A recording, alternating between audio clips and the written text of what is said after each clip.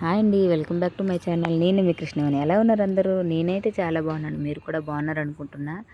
ఈరోజు ఏమైందో తెలుసా? మా వారికి సాటర్డే అవడంతో, మా బాబుకి సెకండ్ సాటర్డే హాలిడే అవడంతో కాస్త బద్ధకించి నిద్రపోయానండి. మా వారైతే నాకు ఎంతగానో ఇష్టమైన గుత్తి వంకాయ కర్రీని అయితే ప్రిపేర్ చేశారు.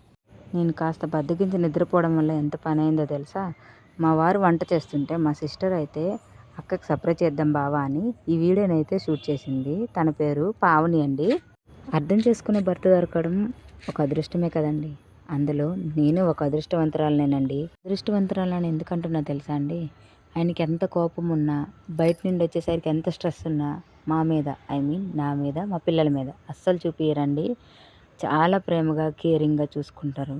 పిల్లల్ని అయితే ఏమననియరు అసలు. అంత ఇష్టం పిల్లలంటే ఆయనకి. అందులోనూ మా పాప అంటే ఇంకా ఇష్టం అండి. ఎందుకంటే ఆడపిల్ల కదా. ఆడపిల్ల అంటే ఏ తండ్రికి ఇష్టం ఉండదండి. ప్రతి ఒక్క తండ్రికి ఇష్టమే కదండి. కర్రీ గురించి చెప్పుకుంటా ఈ స్టోరీ అంత ఎందుకక్క చెప్తున్నాం అనొచ్చు.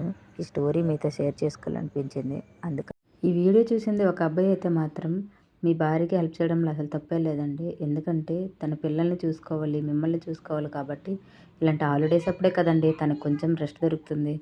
అందుకే ఇలా చెప్పానండి. ఈ వీడియోలో చూపిస్తున్న విధంగా మా వారైతే కర్రీని అయితే ప్రిపేర్ చేశారండి. మీరు కూడా ట్రై చేసి కర్రీ ఎలా ఉందో కామెంట్ చేయండి, షేర్ చేయండి, లైక్ చేయడం మాత్రం మర్చిపోవద్దు. Please subscribe. Thank you all.